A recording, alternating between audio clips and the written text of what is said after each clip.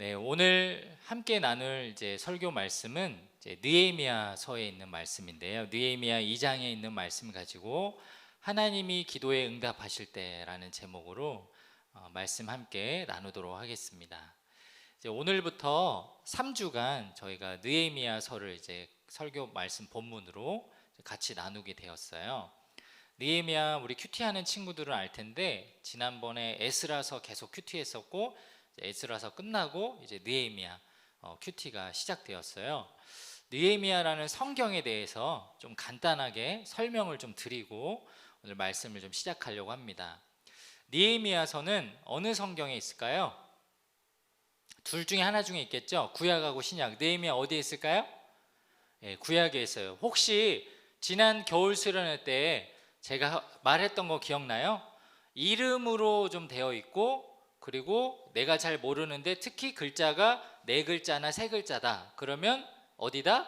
구약이라고 했어요. 그리고 신약은 한글화 되어 있는 제목들이 많아요. 뭐 마태복음, 뭐 마가복음, 그 다음에 뭐 명칭은 한자긴 하죠. 뭐 사도행전, 뭐 전서후서 뭐 이런 거 나오잖아요. 그래서 신구약 구분은 여러분이 할 줄 알아야죠. 느헤미야서는 기원전 BC 500년에서 400년대를 배경으로 하고 있습니다. 그래서 구약 성경 중에서는 좀 끄트머리, 그리고 역사적으로는 이제 이스라엘이 북이스라엘 남유다 멸망하고 포로로 끌려갔다가 포로 생활 70년 하고 돌아온 이스라엘 백성들, 그래서 포로 생활을 마치고 기환한 포로 기환 2세대의 이야기들이 담겨져 있어요. 지리적으로는 이 두 지역이 배경으로 나오는데 여러분 지도를 봤을 때 제일 오른쪽 끄트머리에 바벨론, 니프루, 그리고 그 옆에 뭐라고 써 있어요? 수산. 네, 수산이라고 써 있는데 이제 수산 궁궐에서 일하고 있었던 느헤미야가 저 왼쪽 서쪽 끄트머리에 있는 자기는 가보지 않았던 이스라엘 그리고 거기에 수도 예루살렘에 가서 성벽을 재건하는 그런 이야기들이 쓰여져 있습니다. 느헤미야의 이름에 뜻이 있는데요. 느헤미야라는 말이 어떤 뜻이 있냐면 느햄이라는 단어가 위로하다라는 뜻이 있어요. 느햄. 한번 따라해 볼까요? 느햄. 뭐 네햄이라고도 하고 느햄이라고 하는데 위로한다 이런 뜻이 있어요. 야가 붙으면 보통 한글에서 야, 뭐 엘 이런 게 붙으면 그건 하나님을 지칭합니다. 그래서 하나님께서 위로하신다 이런 뜻이 있어요. 근데 느헤미야의 아버지가 있거든요. 아버지는 이름이 하가랴인데 이게 어떤 뜻이냐면 여호와께서 슬퍼하신다. 인생은 좀 우울한 때에 이름을 지어준 거예요. 왜냐하면 그가 포로 시대에 살았던 남자였기 때문에 자기 아들을 느헤미야, 반대로 하나님이 위로하신다라는 이름을 지어줬어요. 그리고 느헤미야의 직업은 무엇이었냐면 술관원이었습니다. 술관원. 술관원이 어떤 일을 하는 사람이냐? 왕이 먹는 음료, 뭐 술, 그것들을 여기 독이 들어있나 안 들어있나 먼저 먹어보는, 그러니까 왕한테 굉장히 가까이 있고 왕이 신뢰할 만한 그런 사람이었습니다. 이 느헤미야 성경 우리가 2장을 읽었는데 2장 1절이 이렇게 시작해요. 아닥사스다 왕 제20년 니산월에 왕 앞에 포도주가 있기로 내가 그 포도주를 왕에게 드렸는데 이전에는 내가 왕 앞에서 수심이 없었더니, 이렇게 나옵니다. 수심이 얼굴에 근심, 걱정 이런 걸 말하는 거거든요. 그러니까 그동안에는 늘 왕한테 포도주를 먹어보고 바치고 할 동안 얼굴 표정에 근심이 없었다.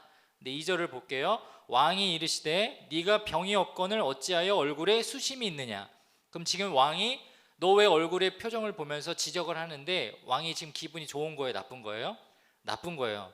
너 얼굴이 왜 그래? 너 인상 좀 펴. 너 표정이 왜 그래? 지적을 했다라는 거죠. 그리고 심지어 나는 네가 병이 없는 걸 아는데, 네가 오늘 컨디션 좋은 거 아는데 너 오늘 왜 그래? 라고 이렇게 굉장히 불쾌하게 물어봤다라는 거예요. 그래서 이 느헤미야가 왕의 그 지적에 어떻게 반응했다가 나옵니까? 내가 크게 두려워하였다. 왜냐하면 옛날의 왕들은, 고대 왕들은 절대 권력을 가졌잖아요. 지나가다가 뭐 마음에 안 든다라고 손가락질 한번 하면은 다음날 그게 막 다 사라져 있고, 또 심지어 사람 같은 경우는 자기한테 몹쓸 말을 하거나 또 자기한테 뭔가 마음에 안 드는 행동을 하면은 저 사람 치워라 그러면 그 자리에서 칼로 베서 죽이기도 하고. 근데 이 아닥사스다 왕도 굉장히 뭐 폭군이었는지 어쨌는지 모르겠지만 느헤미야가 말 한마디에 벌벌벌 떨고 있었다라는 것입니다.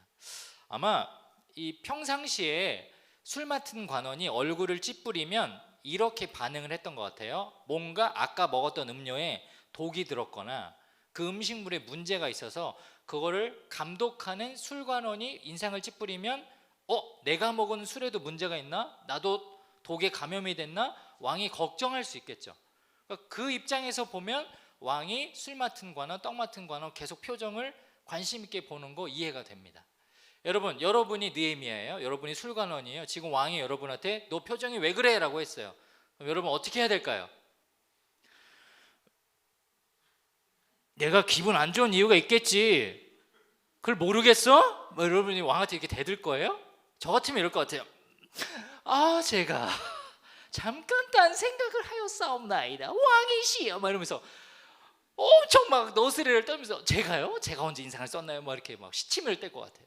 사실은 느헤미야가 두려워했으면 성경에도 자기가 있었던 일을 회고하면서 쓴 거거든요. 느헤미야가 직접 자기가 두려워했으면 왕한테 아니에요. 제가 잠깐 딴 생각을 했나 봅니다. 죄송합니다라고 사과를 해야 되는데 나중에 이제 성경을 읽어보면 알겠지만 느헤미야가 기다렸다는 듯이 그 왕의 질문 앞에 자기가 하고 싶었던 이야기들을 서스름 없이 합니다. 그리고 나중에 후에 느헤미야 10장에 넘어가면 그가 그토록 슬퍼하고 근심하면서 걱정했던 고향 땅의 성벽을 재건하는 일들을 이뤄내요. 여러분 우리가 살다 보면 하나님한테 기도하면서 때로는 인상 쓰고 싶을 때가 있죠. 하나님 제가 그렇게 기도했는데 제가 이렇게 열심히 했는데 왜 하나님 제 말씀, 제 기도 왜 들어주지 않으세요? 하나님 기도하면 다 들어주신다면서요. 제가 열심히 공부도 했는데 왜 제 성적 오르게 안 해주세요? 왜 하나님은 저한테 좋은 것은 주지 않으세요? 라고 불만과 불평을 가지고 있을 때가 있어요.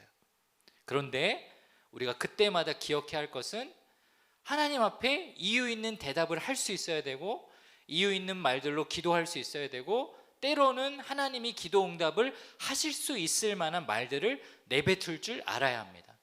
오늘 신기하게도 이 느헤미야 2장에서는 느헤미야가 하나님의 기도에 응답받았을 뿐만 아니라 자신의 얼굴 찌푸린 그 인상을 보고서도 왕이 화조차 내지 않고 오히려 그의 부탁을 들어줄 수밖에 없는 놀라운 말과 답변과 또 지혜로운 일들을 했었던 것을 말씀을 통해 볼 수 있습니다. 오늘 이 느헤미야서를 통해서 저와 여러분이 살아가는 동안 인상 찌푸리는 인생이 아니라 하나님께 쓰임받고 응답받는 놀라운 인생이 되길 축복합니다. 하나님이 기도에 응답하실 때 우리는 어떻게 해야 하나님의 기도에 응답받을 수 있을까요? 첫 번째는 신앙의 기본을 지켜야 한다는 거예요. 하나님은 어떤 사람의 기도에 응답하시냐? 하나님은요 신앙의 기본을 지키는 사람의 기도에 응답하세요. 한번 따라해 보겠습니다. 신앙의 기본을 지켜야 응답받습니다. 네, 오늘 2장의 말씀 느헤미야가 왕과 대화하면서 자신이 원했던 것을 취하는 그 대화의 과정을 이루기 전에 이가 왜 그날 그토록 얼굴 찌푸리면서 왕에게 담대하게 나아갔었는지 그럴 수밖에 없었던 이유를 설명을 들어야 되죠. 1장에 보면 이 사건의 첫 시작이 어디서부터 시작되는지 나와요. 1장 2절에 보니까 느헤미야의 동생이 찾아옵니다. 하난이라는 사람인데 먼저 이스라엘에 갔어요. 자기 고향 땅에. 그리고 거기서 좀 지내다가 수상궁에 온 겁니다. 형을 만나러 온 거예요. 그래서 얘기를 해서 막 대화를 하는데 요즘에 어떠냐라고 물어보는데 3절에 나오기를 사로잡힘을 면하고 남아있는 자들, 그러니까 포로 생활을 끝내고 돌아간 자들이 큰 환난을 당하고 능욕을 받고 성은 허물어지고 성문들은 불탔습니다 라고 3절에 이렇게 말을 합니다. 근데 여러분 4절에 보니까 느헤미야가 이렇게 반응을 해요. 자기 동생이 와서 지금 고향 땅이 다 망가졌어요 라고 하는데 어떻게 반응하냐면 울고 수일 동안 슬퍼하며 하나님 앞에 금식하며 기도했습니다. 여러분 동생이 찾아와서 하나니가 느헤미야를 찾아와서 이 자기 본국의 나라 상황을 이야기해 줬어요. 성문이 무너졌고요, 성벽이 다 채워지지도 못했고요, 불타 있고요, 문제가 많습니다. 사진을 좀 띄워주시겠어요? 네. 이런 문제들을 막 이야기할 때 여러분이 느헤미야라면, 아니 제가 느헤미야라면 사실 저는 잘 반응을 못했을 것 같아요.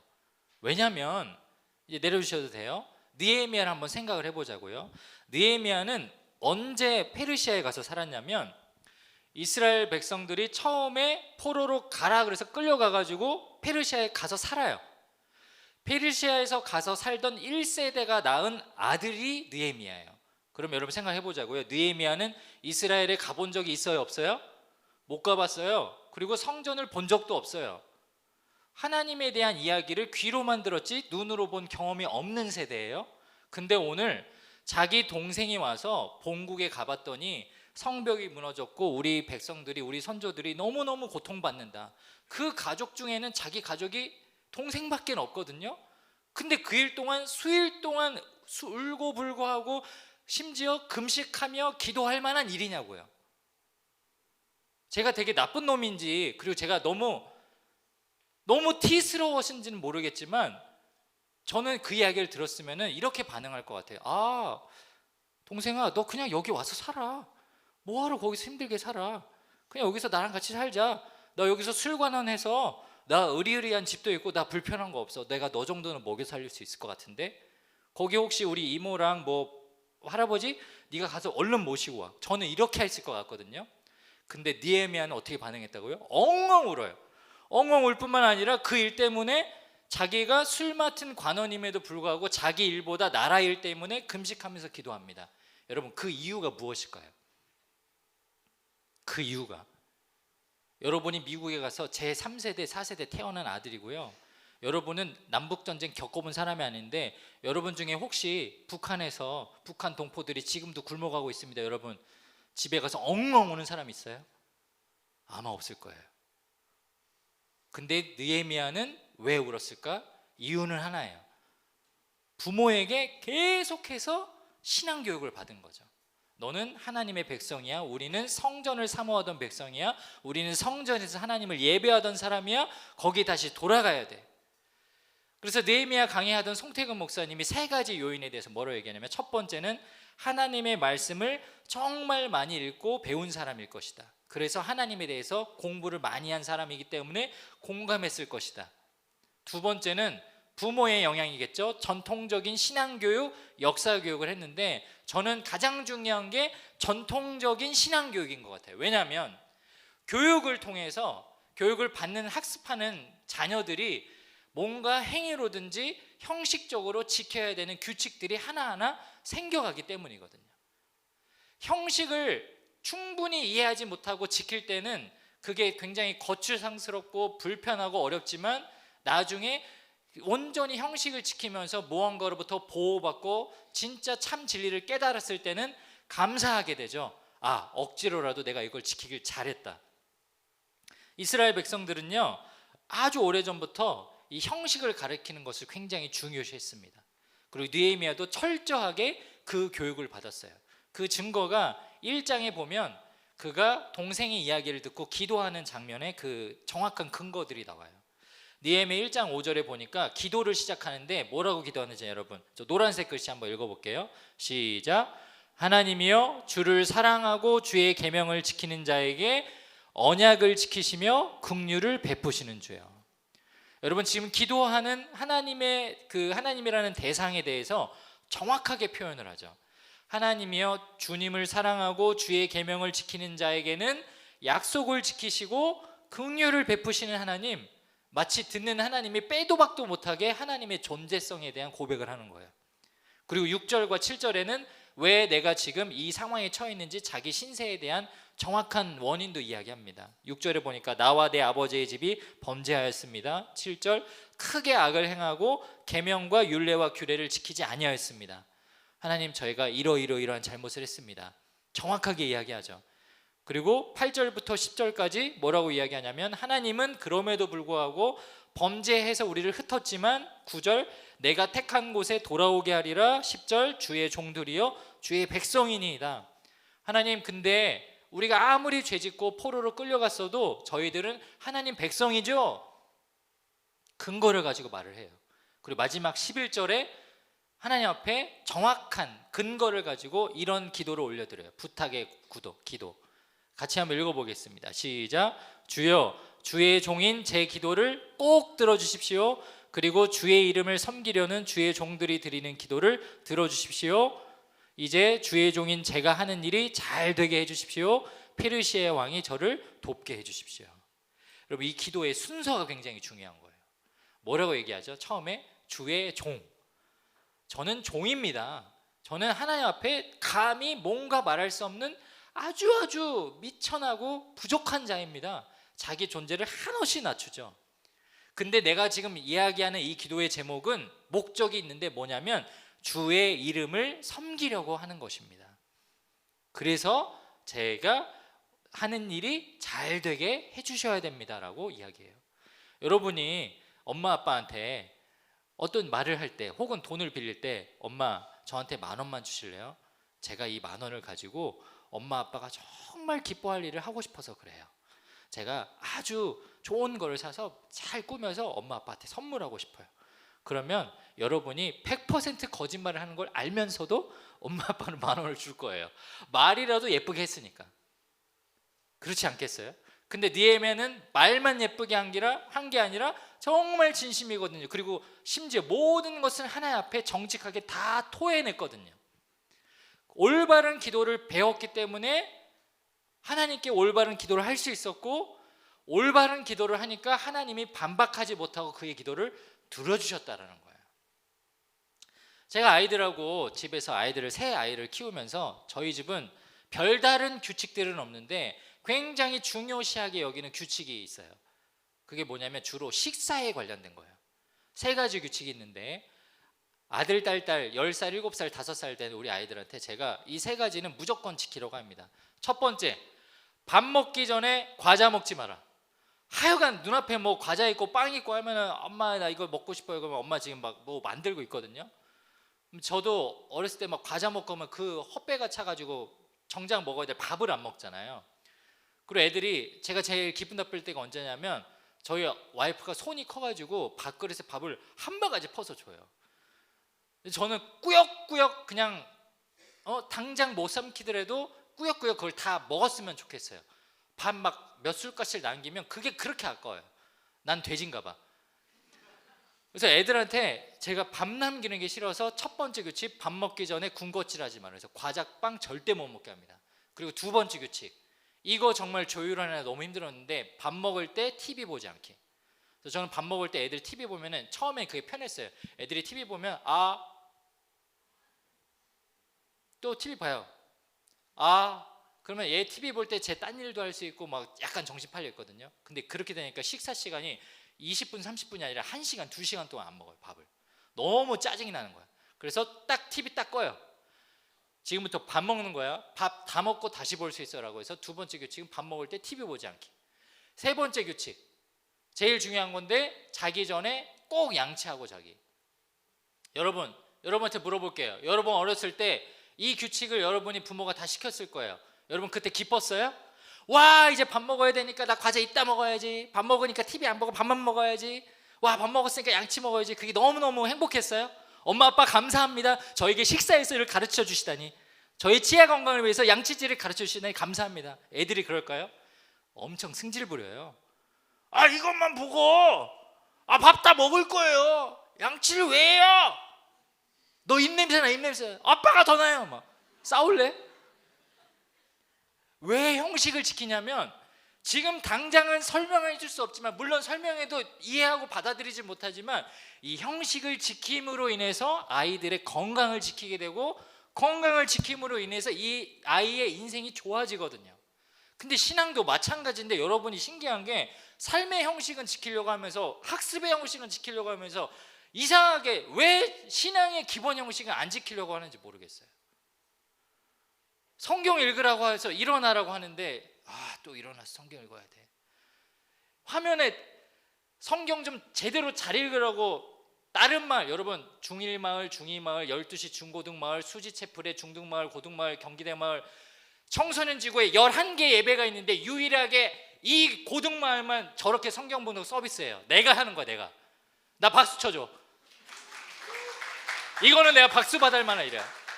여러분 지구촌 교회 어느 예배가 이렇게 큰 글씨로 성경 봉독하게 도와주냐고요. 저밖에 없어요. 왜 제가 할까요? 박수 그만 쳐도 돼. 읽으라는 거예요. 읽으라고. 그리고 다 하고 심지어 맨 마지막에 빨간색 글씨로 아멘 이렇게 해놨어.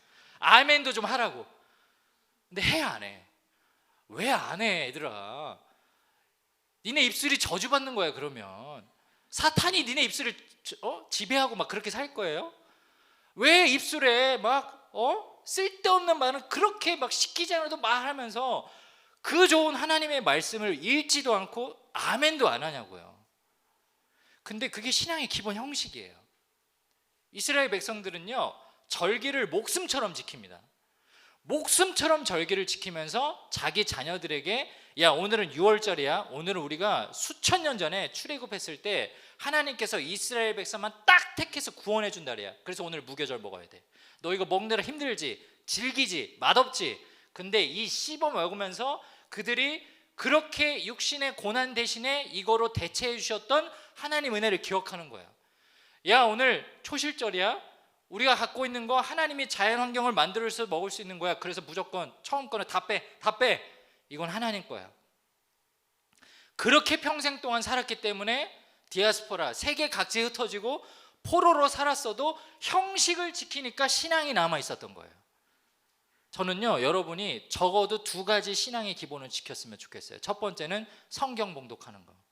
여러분 성경 읽을 때 다 일어나서 읽으시는 거예요. 왜? 이거는 사람이 지은 게 아니고 이거는 하나님이 주신 거다. 하나님의 말씀에 대한 권위를 인정하는 거거든요. 제가 차마 사람이 쓴 글이 아니기 때문에 앉아서 편하게 누워서 읽을 만한 글이 아니네요. 이건 정말 전능하신 하나님이 저한테 내려주신 거네요. 하나님에 대한 경배를 하는 마음으로 읽는 거예요. 그래서 우리가 일어나서 성경을 읽는 겁니다. 그건 지켜야 돼요. 누구도 예외 없어요. 누구라도 지켜야 하는 기본입니다. 2번째는 기도하는 거예요. 여러분 기도할 때 제가 자꾸 소리내서 하라 그러죠. 그리고 손도 들라 그러고. 기도할 때 물론 이렇게도 할 수 있어요. 마음속으로도 할 수 있어요. 그런데 성경에 정말 지지고 볶고 수도 없이 기록되어 있어요. 부르짖으라 너는 나를 찾으라. 네가 나를 위해서 부르짖고 기도할 때 너희 백성들이 참으로 돌아오고 겸비하고 고칠 때에 내가 너희들을 회복시킬 것이다 약속하셨거든요. 그래서 여러분의 목자님들이 소리내서 기도하라고 가르치는 거고, 여러분의 부모님들이 여러분을 위해서 그렇게 기도하는 것이고, 저도 그렇게 하라고 가르치고 강구하는 거예요. 그냥 했어서 하는 일이 아니라 우리가 반드시 지켜야 할 기본적인 규칙이라는 것입니다. 사랑하는 여러분, 느헤미야는 규칙을 잘 지키는 사람이었어요. 기본이 잘 되어 있는 사람이었어요. 그래서 언젠가 그가 정말 필요한 기도를 하나님께 해야 했을 때 응답받을 수 있었던 것입니다.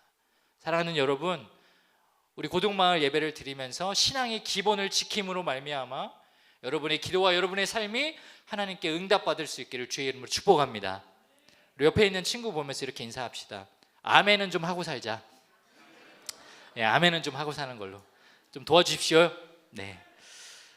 2번째로 하나님의 기도에 응답하실 때 우리는 어떻게 할 때 하나님이 우리의 기도에 응답하시는가.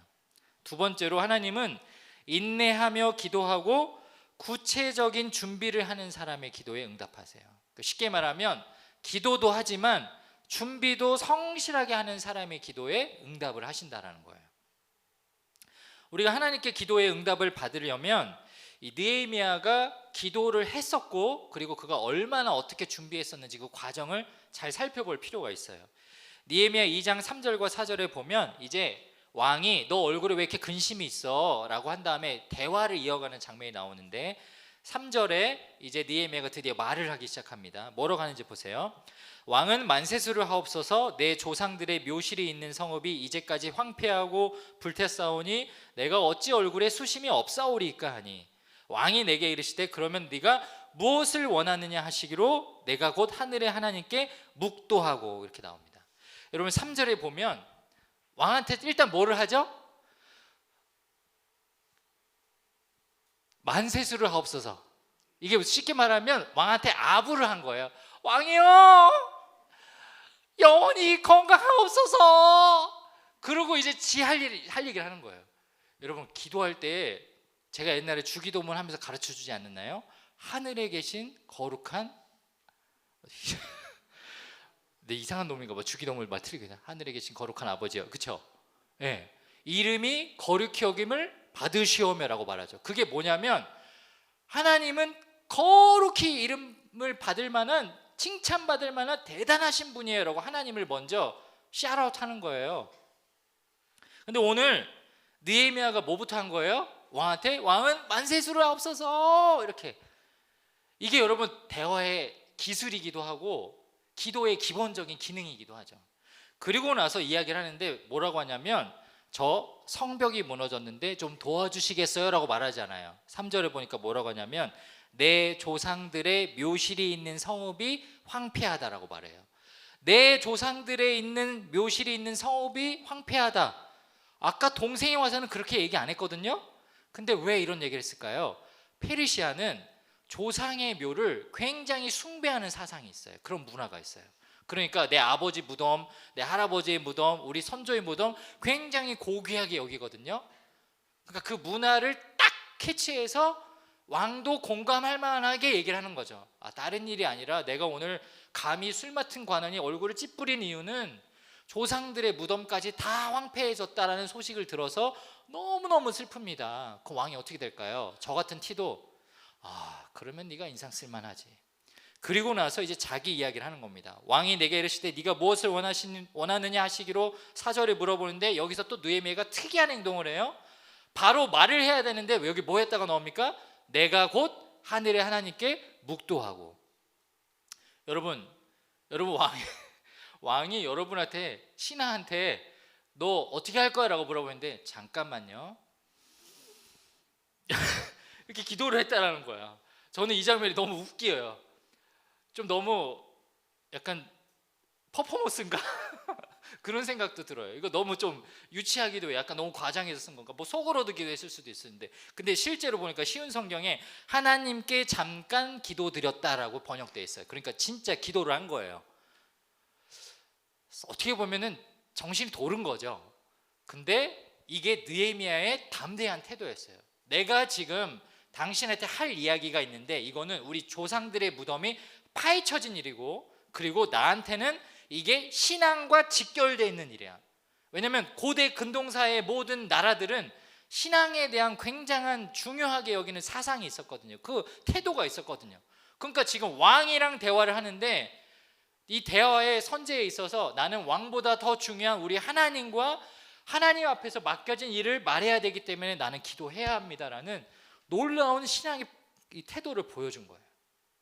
그뿐만 아니라 그가 얼마나 꼼꼼하게 성벽 재건을 준비했는지 이제부터 잘 말을 읊습니다.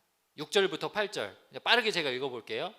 왕이 내게 이르시되 네가 몇 날에 다녀올 길이며 어느 때에 돌아오겠느냐? 너 언제 갈 거고 언제 올 거야? 얼마나 걸려? 라고 물어보는데 바로 내가 기한을 정했다. 얼마면 됩니다. 바로 대답해요. 7절 왕이 만일 좋게 여기시거든 저한테 필요한 게 있는데 강 서쪽 총독들에게 제가 지나갈 수 있도록 조서를 주세요. 유다에 들어가기까지 통과하게 해주세요. 8절 삼림감독 아삽에게 조서를 내려서 문 짓고 성곽 짓고 성벽 짓고 필요한 모든 제목들을 다 주세요. 필요한 것들을 낱낱이 기다렸다는 듯이 드르륵 다 읊어요. 느헤미야가 기도만 했으면 이렇게 말했을 수 있을까요? 아니요. 느헤미야는 기도했을 뿐만 아니라 철저하게 언젠가 하나님이 응답하실 때 내가 무엇을 해야 할지 준비했던 거예요. 철저하게 고향 땅에 돌아가서 성벽을 짓는 모든 일에 필요한 것들을 누구보다 세밀하게 준비했어요. 언제 떠날 것이고 얼마나 걸립니다. 필요한 것은 이것저것이 있습니다. 왕의 허가가 필요하고 행정적인 조치가 필요하고 물질적인 원조가 필요합니다. 그런데 이 모든 말을 하는 데 앞서서 그가 아주 중요한 자기의 신앙 고백을 하죠. 내 하나님의 선한 손이 나를 도우심으로 왕이 허락했다. 느헤미야는 왕에게 허락을 구했어요. 그리고 자신의 신하에게 아무데나 통행할 수 있는 통행권도 주고 나무도 주고 필요한 모든 것을 원조해 준 것은 누구예요? 왕이에요. 근데 오늘 그것을 성경에 기록을 하면서 느헤미야는 누가 하셨다라고 쓰죠? 하나님의 선한 손이 나를 도우셨다. 마지막으로 한 가지 이야기 들려드리고 말씀을 마치려고 합니다. 우리는 크리스찬으로 살면서 기도를 많이 합니다. 하나님, 저에게 필요합니다. 저 정말 도와주셔야 돼요. 이 사람 너무너무 아파요. 불쌍해요. 살려주세요. 고쳐주세요. 다 기도의 내용들을 보면 어느 것 하나 쓸데없는 내용이 없어요. 여러분 고등학생 정도 됐는데 여러분이 뭐 쓸데없는 기도 하겠어요? 저는 그렇게 생각하지 않아요. 그리고 적어도 여러분이 뭐 좋은 성적 거두게 해주세요라는 그 말조차도 그만큼 여러분이 학업에 부담이 있어서 얘기하는 거라고 저는 생각해요. 근데 여러분, 기도는 하는데 기도에 응답받을 것에 대한 준비를 하지 않고 사는 것은요, 게으른 거예요. 여러분, 좋은 대학 갈 수 있게 해달라고 기도하세요. 저 의사 되고 싶어요. 의대 가게 도와주세요. 저 미술 하는데 좋은 결과 있게 해주세요. 저 음악 하는데 잘하게 해주세요. 기도하세요. 근데요, 앞으로는 그 기도도 하세요. 내가 정말 원하는 기도를 하나님이 들어주셨을 때, 그때 여러분이 하나님을 위해서 뭘 할 수 있을지 생각해보고 그 기도도 해보세요. 내가 의대 갔는데, 나 의대 가서 이제 의대생이니까 열심히 공부하고 의사 돼서 돈 잘 벌고 잘 먹고 잘 살고 평생의 노년에 걱정 없이 사는 게 여러분의 기도 제목이 되지 않길 바라고요.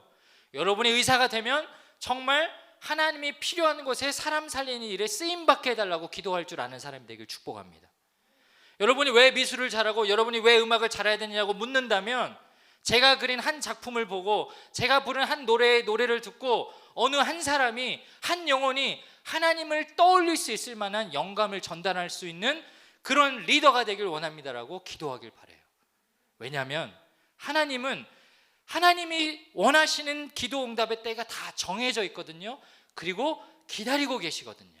가장 적합한 때에 하나님의 선한 손이 여러분을 사용하시려고 기다리시기 때문에 그때까지 우리는 기도하며 철저히 준비해야 한다는 것입니다. 창세기에 보면 요셉의 이야기가 나오죠. 요셉이 감옥에 들어갑니다. 보디발의 아내의 말도 안 되는 유혹에 나는 당신이랑 동침하지 않을 거야 라고 의리를 지켰을 뿐인데 억울하게 감옥에 들어가요. 감옥에서 2년이라는 시간이 있습니다. 근데 감옥에 들어가지 얼마 되지 않았을 때 그 관료였던 떡 맡은 관원장, 술 맡은 관원장이 와가지고 감옥에서 같이 수감 생활을 합니다. 둘이 어느 꿈을 꾸는데 꿈에 대한 해몽을 해주죠. 그리고 한 사람은 곧 죽게 될 것이다. 당신은 다시 돌아가서 왕에게 복직될 것이다 라고 하는데, 그 사람이 술 맡은 관원장이었어요. 뭐라고 부탁을 하냐면, 당신은 내가 해몽해준 대로 다시 복직될 건데 그때 되면 이 해몽을 해준 내 얘기를 해줘서 내가 좀 억울한 일이 풀리고 다시 돌아갈 수 있게 해달라고 부탁을 해요. 근데 이게 말이 되냐고요. 복직이 된 사람이 기가 막히게 그 사실을 잊어버려요. 저는 그게 말이 안 된다고 생각하거든요. 지금 며칠 전에 나 복직될 거야, 사흘 뒤에 복직될 거야 한 사람의 말을, 해몽해 준 사람의 말을 어떻게 잊어버리냐고요. 근데 그게 하나님의 섭리더라고요. 만약에 요셉이 그날 바로 복직이 돼서 또다시 보디발의 집에 들어갔다면 그는 어떻게 됐을까요? 더 많은 해코지를 당하지 않았을까요? 그리고 그가 복직돼서 그냥 또 관료의 그냥 집사로만 일했더라면 그의 인생이 고작 집사로 끝나지 않았을까요? 그리고 무엇보다 2년 뒤에 왕권이 바뀌어서 바로가 7년 흉년 7년 풍년에 아주 스트레스 많은 꿈을 꿔서 아무도 해몽을 못할 때, 그제서야 술 맡은 관원장이 요셉을 떠올려서 그 사람을 소개해 주지 않았더라면 요셉이 총리가 될 수 있었을까요? 하나님은 계획이 있으시다라는 거예요. 하나님은 때가 있으시다라는 거예요. 사랑하는 여러분, 그 하나님을 신뢰하는 저와 여러분에게 축복합니다. 우리 가운데 하나님의 선한 손으로 도우실 것들을 기억하며 기본을 지키고 기도하고 최선을 다해 준비하는 저와 여러분의 인생이 될 수 있기를 주님의 이름으로 축복합니다. 우리 함께 기도하겠습니다. 우리 오늘 들은 말씀을 기억하면서 우리 함께 찬양했으면 좋겠는데요. 느헤미야는 1400km 떨어져 있는 저 먼 고국의 일들에 대해서 슬퍼하고 애통하며 기도했습니다. 그리고 최선을 다해서 계획을 세우고 준비했죠. 그리고 왕 앞에 어느 날 디데이 인상을 탁 찌푸리고 왕이 자신을 집중하게 하고 그리고 그날 담대하게 고백합니다. 왕이여, 내가 해야 할 일이 있습니다. 자신이 기도하며 준비했던 모든 것을 말하고 허락을 받았을 때 그는 기도의 응답을 받았다라고 확신했던 것 같아요. 그러면서 이렇게 말하잖아요. 하나님의 선한 손이 나를 도우심으로.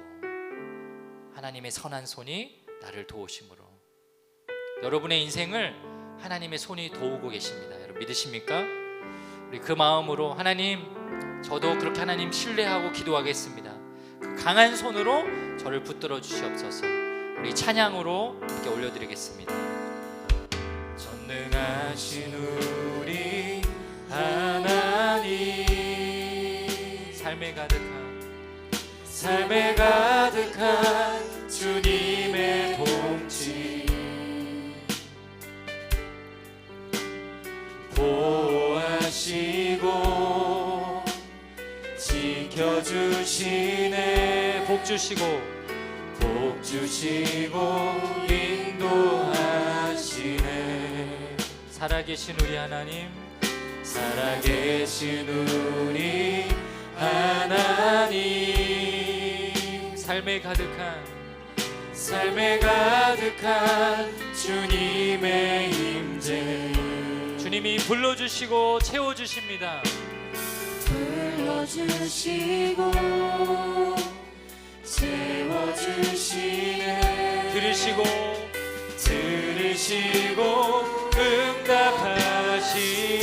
응답하시네. 주의 손이 붙드시네. 흔들리는 우리의 삶을 주의 손이 고치시네. 상한 우리의 마음을. 전능하신 우리 하나님, 전능하신 우리 하나님, 삶에 가득한 주님의 통치 보호하시고 지켜주시는, 보호하시고 지켜주시네. 복 주시고 인도하시네. 아멘. 살아계신 우리 하나님, 살아계신 우리 하나님, 우리 삶에 가득한 주님의 임재 불러주시고 채워주시네. 불러주시고 채워주시네. 들으시고 응답. 우리 다 함께 일어나서 고백하겠습니다. 주의 손이 붙드시네. 흔들리는 우리의 삶을 주의 손이 고치시네. 상한 우리의 마음. 다시 한번 고백합시다. 주의 손이 붙드시네. 흔들리는 우리의 삶을 주의 손이 고치시네. 상한 우리의 마음을. 여러분 손을 한번 앞으로 이렇게 뻗어 보시겠어요? 내 손에 든 건 하나도 없지만 하나님이 여러분의 손 위에 힘 주시고 지혜 주시고 능력 주시고 복 주시고 생명 주시고 축복하신다라고 말씀합니다. 하나님, 그 하나님이 정말 전능하시고 살아계시기에 나는 보잘것없지만, 나는 주님의 종이지만 나를 주님이 사용하실 줄 믿습니다. 우리 한번 그 하나님을 신뢰하는 기도를 올려드렸으면 좋겠습니다. 이 시간 기도할 때 하나님, 제가 신앙의 기본을 지키겠습니다. 말씀을 읽고 기도하는 삶, 그리고 주님이 나의 모든 기도에 가장 적절한 때에 응답하실 것이라는 것을 신뢰합니다. 주님 손 꼭 붙잡고 내 인생이 주님께 쓰임받을 수 있도록 응답을 기대하며 기도하는 저의 삶이 되게 하여 주시옵소서. 주님의 삶에, 주님의 명령에, 주님의 말씀에 순종하는 제가 되게 하여 주시옵소서. 주님만 보게 하여 주시옵소서. 우리 시간 주의 이름 크게 한번 외치고 간절하게 기도하겠습니다. 주여,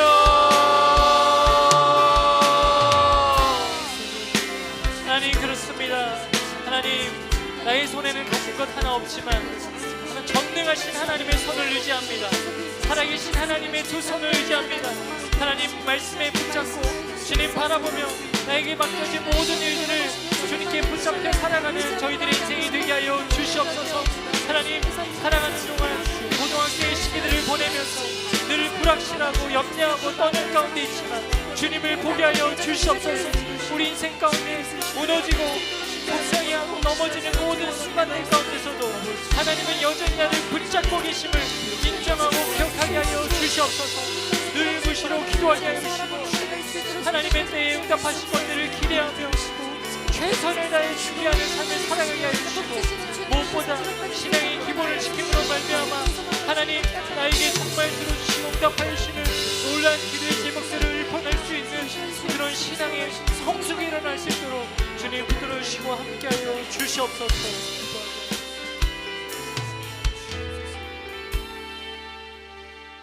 살아계신 하나님 아버지, 우리도 느헤미야와 같은 기도의 응답을 받기를 원합니다. 그러기 위해서 우리가 필요한 것들을 배웠습니다. 신앙의 기본을 지키는 것들. 지금은 때로는 힘들고 귀찮고, 그리고 이것을 지키는다는 것이, 신앙의 형식을 지키는 것이 이해가 되지 않을 때도 있지만 하나님 성실하게 감당할 수 있도록 도와주시옵소서. 우리가 왜 이렇게 예배해야 하는지 그 참된 의미를 깨닫게 하여 주시고 경험하게 해주셔서 기도하는 것이 힘들지 않고, 말씀을 읽는 것이 지루하지 않고, 하나님을 가까이 하는 것이 가장 기쁘고 또 설레이는 저희들의 인생이 되게 하여 주시옵소서. 특별히 우리 고등마을 학생들, 우리 이곳에서 신앙생활 하는 동안 그런 배움을 깨우칠 수 있기를 소망합니다. 우리 아이들이 이곳에서 스스로 기도할 줄 아는 청소년, 말씀 읽을 줄 아는 그런 믿음의 제자로 주님께서 변화시켜 주셔서 성인이 되기 전에 온전히 참된 예배자로 변화되어 세상 가운데 흔들리지 않는 믿음을 가지고 살아가는, 기도에 응답받고 승리하는 저희들 모두가 되게 하여 주시옵소서.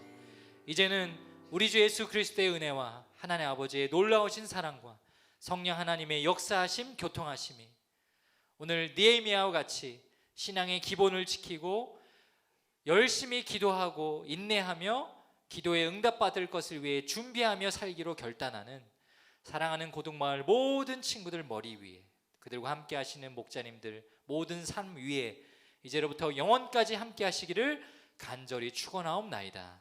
아멘.